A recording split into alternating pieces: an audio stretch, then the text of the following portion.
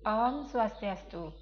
Halo anak-anak, ketemu lagi dengan Bu Geita di sini. Nah, hari ini Ibu akan menjelaskan materi tentang kesebangunan dan kekongruenan. Oke, langsung saja yuk. Nah, kesebangunan itu berasal dari kata sebangun dan kekongruenan itu berasal dari kata kongruen. Nah, di mana sebangun itu adalah bentuknya sama, ukurannya berbeda. Jadi di sini kita akan membandingkan dua buah bangun datar ya. Di mana kalau dua buah bangun datar kita bandingkan, nah jika bentuknya sama, terus ukurannya berbeda, maka dua bangun datar tersebut dapat dikatakan sebangun. Nah, kalau kongruen seperti apa? Kalau kongruen itu bentuknya sama, tapi ukurannya berbeda. Nah, ya, contoh ya, biar kalian lebih paham. Nah, di sini Ibu punya dua buah bangun datar persegi panjang. Ya, nah, apakah bangun datar ini sebangun atau kongruen? Nah, dilihat dari kasat mata, ya, dilihat dari kasat mata tanpa perlu tahu ukurannya berapa. Kalian lihat di sini dua buah persegi panjang ini bentuknya sama ya, bentuknya sama. Dan kalau kita lihat secara kasat mata juga memiliki ukuran yang sama. Maka dapat dikatakan kalau dua buah bangun datar persegi panjang ini adalah kongruen, bentuk sama, ukuran sama ya. Jadi ini termasuk kongruen. Oke, next. Nah, untuk segitiga, ini ada contoh lagi, dua buah segitiga ya. Ini yang segitiganya agak lebih besar, yang lagi satu lebih pendek atau lebih kecil. Nah, apakah segitiga ini sebangun atau kongruen? Kalau dilihat dari bentuknya, bentuknya sama, tetapi memiliki ukuran yang berbeda. Ya, maka ini dikatakan sebangun. Lanjut lagi untuk gambar kedua, ini ada gambar jajar genjang. Ya, bentuknya sama, tapi ukurannya berbeda. Ini lebih besar, jajar genjang yang ini lebih kecil. Sehingga dapat dikatakan dua buah jajar genjang ini sebangun ya.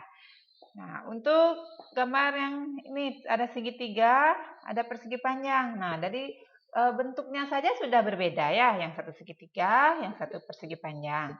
Sehingga dua buah bangun datar ini tidak sebangun dan tidak juga kongruen. Ya, jadi kalian perhatikan untuk sebangun itu bentuknya sama, ukurannya berbeda. Sedangkan kalau kongruen bentuknya sama, ukurannya pun sama. Oke. Nah, untuk syarat sebangun. Syarat sebangun yang pertama itu sudut-sudut yang bersesuaian sama besar. Kemudian sisi-sisi yang bersesuaian sebanding.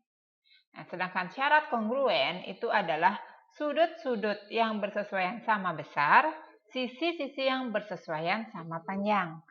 Ya, nah kalau untuk segitiga ya, nah untuk segitiga dikatakan kongruen itu jika memenuhi syarat SSS itu adalah sisi-sisi, kemudian ada SDS itu sisi sudut sisi, SDS sudut sisi sudut, SDS sudut sisi ya. Jadi ini tambahan untuk segitiga dikatakan kongruen kalau memenuhi syarat ini. Nah, kita langsung aja ke contoh ya biar tidak bingung dengan pengertiannya. Nah, contoh soal ya. Untuk contoh soal yang pertama di sini ada dua buah bangun datar persegi panjang ya. Yang satunya persegi panjang ABCD, yang satunya persegi panjang PQRS. Dengan sisi AB itu 10 cm, sisi BC 6 cm, sisi PQ 5 cm dan sisi QR 3 cm. Apakah persegi panjang ABCD sebangun dengan persegi panjang PQRS? Nah, kira-kira ini sebangun apa tidak?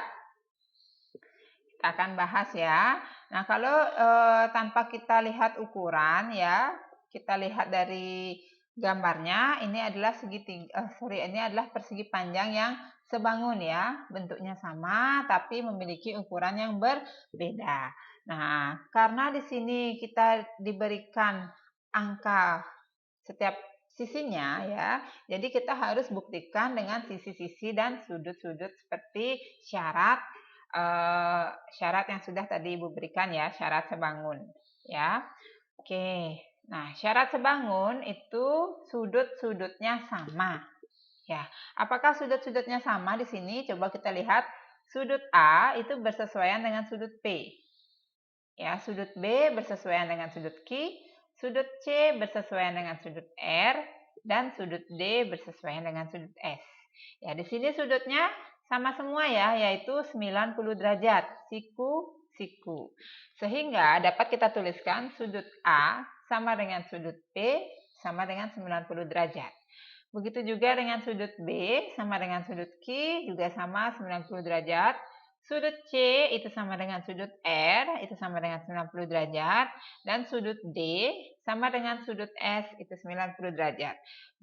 Jadi syarat sebangun, di mana syarat pertama itu sudut-sudutnya sama, itu terpenuhi ya. Jadi terpenuhi syarat yang pertama. Nah, untuk syarat kedua itu sisi-sisi sebanding. Nah, apakah sebanding di sini sisi-sisinya? Kita akan lihat sisi AB ya itu bersesuaian dengan sisi PQ. Ya, jadi kita akan buat perbandingannya. AB ya berbanding PQ sama dengan 10 berbanding 5. Ya, 10 berbanding 5. Ini sama-sama dibagi 2, diperoleh hasil 2/1. Atau bisa kita tulis dengan 2/1. Nah, seperti itu. Kemudian sisi BC ini bersesuaian dengan QR ya.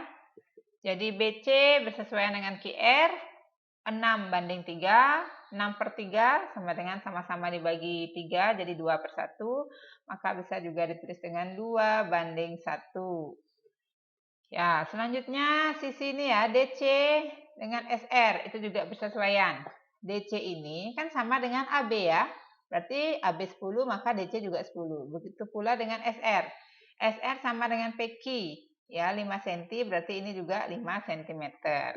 Nah, sehingga CD berbanding RS sama dengan 10 berbanding 5 atau 10/5 itu sama dengan 2/1. Bisa ditulis perbandingannya 2/1.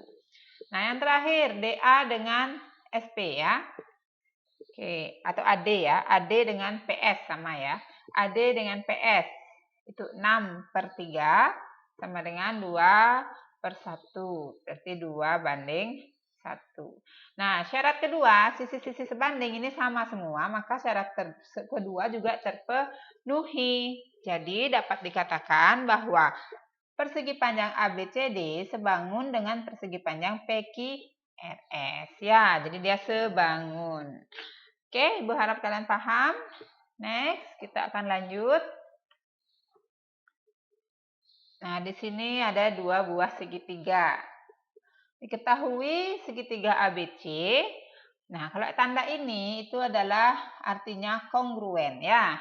Diketahui segitiga ABCD kongruen dengan segitiga DEF. Tentukan panjang EF. Nah, yang ditanyakan ini panjang EF. Berapa panjang EF? Nah, di sini dapat kita lihat ya. Dia sudah diketahui loh kongruen. Ya, sudah diketahui soalnya ini kalau segitiga ABC kongruen dengan segitiga DEF. Jadi kalau kongruen artinya apa? Artinya bentuknya sama, ukurannya juga sama, ya. Jadi kongruen di sini untuk syaratnya kan sudutnya sama besar, sisinya sama panjang. Nah, berarti sudah terpenuhi. Berarti dua segitiga ini memang kongruen. Ya, sudutnya sama besar, sisinya sama panjang. Nah, dari segi sudut, ya dia sudah terpenuhi. Syarat yang pertama. Coba kita lihat ya, sudutnya di sini ada yang bulat, ya, ada yang bulat. Kemudian ada yang X, dan ada yang tidak isi nama ya, yang kosong di sudut B. Ini di sudut B ini sama sudut F ini kosong. Ya, sehingga di sini berarti sudut A itu sama dengan sudut E. Ini gambarnya sebenarnya sama, hanya diputar. Ya, hanya diputar. Jadi biar kalian bisa melihat Yang mana aja yang sama, ini kita lihat sudutnya. Ini sudut yang bulat ini sama dengan ini ya. Berarti A sama dengan E, sudut C sama dengan sudut D. Ya. Nah, berarti sudut B yang tidak ada angka di sana, tidak ada keterangan apa, berarti sudut B sama dengan sudut F. Ya. Oke, untuk yang pertama sudah terpenuhi sudutnya. Kemudian untuk syarat kedua yang ditanya sisi ya, sisinya sama panjang. Karena di sini kongruen, otomatis sisinya sama panjang. Nah, di sini yang ditanya adalah sisi EF. Ya. Ini EF-nya. EF ini ya, sisi yang ini EF ini diapit oleh sudut yang ada tanda O-nya sama tidak ada keterangan apa-apa. Berarti EF ini sama dengan yang ini. Ada sudut O-nya sama tanpa keterangan apa-apa. Maka sisi EF itu sama dengan sisi AB. Ya, bersesuaian dengan sisi AB.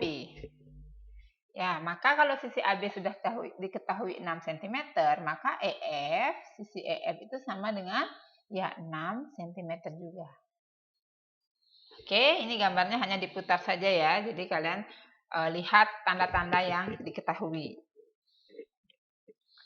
Oke, Ibu rasa untuk segitiga ini sudah cukup jelas. Kita lanjut ke soal selanjutnya. Nah, di sini ada jajaran genjang. Ya. Diketahui jajar genjang ABC. Nah, kalau tanda ini artinya sebangun. Kalau yang tadi kongruen, kalau yang ini sebangun ya. Jajar genjang ABCD sebangun dengan jajar genjang EFGH. Tentukan nilai X. Oke, nah di sini dikatakan jajar genjang ini sebangun, berarti bentuknya sama, cuma ukurannya yang berbeda. Sisi-sisi yang bersesuaian itu DC bersesuaian dengan HG, ya kan? Kemudian BC bersesuaian dengan FG. Nah, yang ditanyain FG ini X, ya. Yang ditanyakan nilai X. Nilai X atau sisi FG. Nah, bagaimana caranya mencari? Caranya kita pakai perbandingan ya. Kita pakai perbandingan, ya, perbandingan FG. Nah, karena kita FG kita pakai ini, kan bersesuaian dengan BC.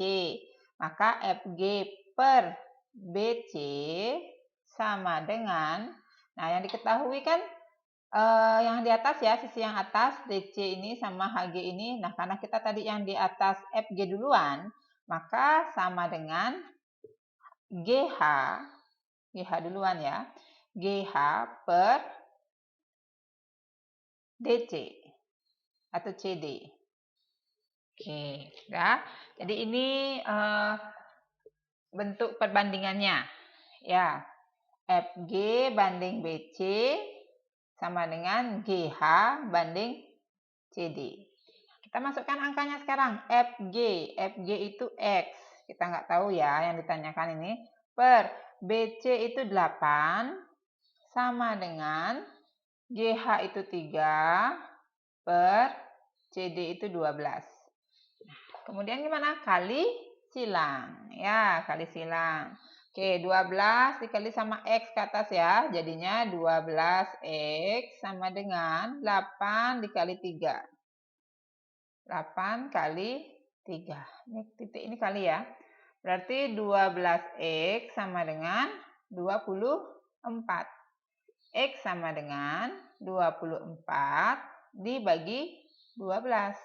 Maka X-nya adalah 2 cm. Nah, seperti itu ya. Sudah dapat hasilnya X. Nah, sekian materi untuk kesebangunan dan kekongruenan. Semoga kalian paham ya dengan penjelasan Ibu. Nah, habis ini silahkan dikerjakan tugas yang Ibu berikan, yaitu berupa Google Form ya. Oke, sekian dari Ibu. Terima kasih atas perhatiannya. Sampai ketemu lagi. Om Santi Santi Santi Om.